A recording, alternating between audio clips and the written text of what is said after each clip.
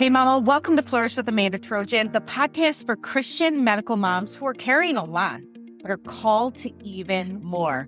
I'm Amanda, mindset coach, medical mama, and your go-to girl for faith-based encouragement and practical tools to help you renew your mind, reclaim your peace, and walk boldly in your God-given purpose, even in the middle of the mess. Let's get into today's episode. Hey friend, welcome back to Flourish with Amanda Trojan, the podcast for Christian medical moms who are exhausted from doing all the things, pouring themselves out for everyone else, and wondering if it's even possible to feel calm, confident, and connected again. Spoiler alert, it is. And today we're going to talk about a topic that hits every single one of us hard: self-care. But not in the, I'm going to go to the spa and light a candle and burn some incense kind of a way. Nope. Today, you and I are going to break down the guilt, the lies, the pressure, and the biblical truth about what self-care really means when you're juggling specialist appointments, therapies, and never-ending caregiving duties. So let's dive in. Let me ask you a hard but an honest question. Have you ever felt guilty for taking care of yourself? Maybe you dozed off and took a nap while your child was at therapy, and instead of feeling restored, you felt selfish. Or you snapped at your spouse because you hadn't eaten all day and then beat yourself up for not keeping it together. If you said yes to either of those, or you have something else that you were like, I feel guilty about, you're not the only one.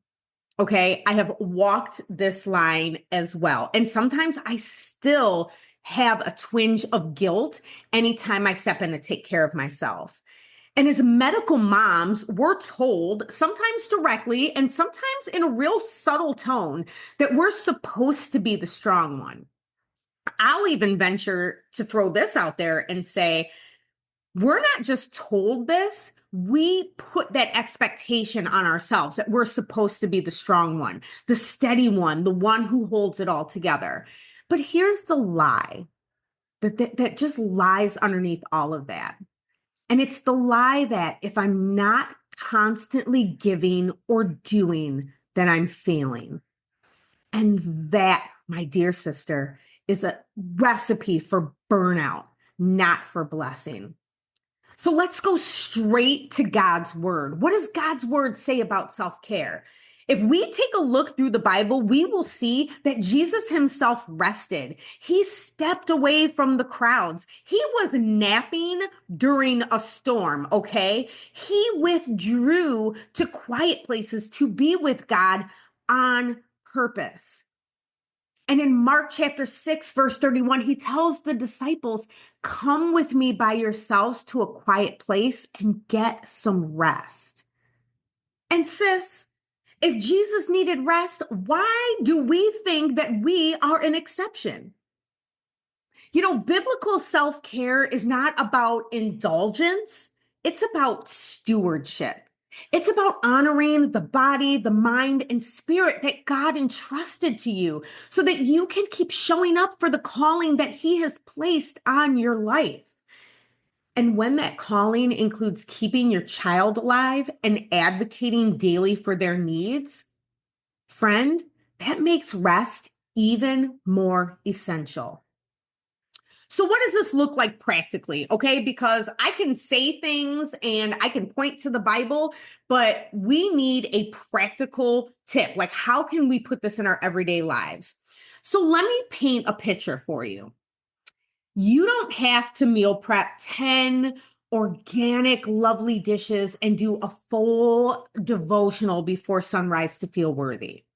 Maybe self-care for you is eating a warm meal without rushing, actually chewing your food. Maybe it's stepping outside for 1 minute to breathe fresh air. Or maybe it's saying no to one more thing that is going to take from you this week because your nervous system is tapped out. One of the things that I teach inside of the Flourish framework is this: your self-care gets to be enough. not perfect, not Pinterest worthy, just enough to fill your cup for today. And I want to give you an example from my own week. Lately, what I've been doing is I have been saying no a lot to things. If it does not align with my values or where I am trying to go, if it's with my podcast or speaking, or if it takes away from my kids, or if I'm already feeling like I am stressed to the max and I can't add one more thing to my plate, I'm saying no. And no explanation, just no. And it's been feeling amazing. Okay. Another thing that I did just in January, I took a social media break for like 30 days. And it was amazing. I didn't have to compare myself to anyone else. I got to breathe. And that time that I found that I was scrolling on social media, I would read a book, or I would pray, or I would just breathe, or I'd stretch, I'd move my body. It doesn't have to be something glamorous, right? It doesn't have to be, I'm lounging around on my couch with the little kids fanning me, not like they would anyway, but with the little kids fanning me and I'm eating bonbons and I'm just like getting lavishly pampered. No, it's not even a spa trip for me. It's something unsexy and unglamorous, but it changed my entire day. So let's dismantle this guilt, right? Let's dismantle it and let's begin to reclaim our energy. And the first way we do that is we name the guilt out loud. You know, the other moms have it harder. It's selfish to rest when there's so much to do. I shouldn't need help. I should be stronger. Ooh, when I tell you that for me, that was the hardest lie. That was the guilt that weighed on me, is that I shouldn't need help. I should be stronger. And all of those are all lies from the enemy. And those lies keep you and me depleted and disconnected. Because let's just look at the reality of the reality here, friends. You are not a machine. I am not a machine. And you and I are certainly not martyrs. I want to remind you that you are a beloved daughter of the one true King. And he does not get glory when you are falling apart in secret. And so here's the mindset shift that I want to just humbly offer to you today. And that's that self-care isn't selfish. It's sacred. When you care for yourself, you model to your children what wholeness looks like. When you refill your energy, you're more present, you're more patient, and you're more prepared for what life throws your way. And so I'm giving you a permission slip today. I feel like the cool teacher that was always given like the permission slips, like you can go out to lunch or whatever. Here's your permission slip, friend. You're allowed to rest. You're allowed to pause for 30 seconds. You're allowed to say, oh, I need help. And if you don't know where to start, that's okay, because I got you. I got a free resource that will help. Grab the Calm to Chaos Roadmap. It's a survival mode reset created just for medical moms like you and me. It's packed with simple ways to recharge your nervous system and your soul without adding anything extra to your overfilling plate. Just head to the link in the show notes or DM me the word roadmap over on Instagram and I'll send it straight to you. And listen, sis, if this episode spoke to your heart, would you send it to another medical mama who needs to hear it? Let's normalize rest.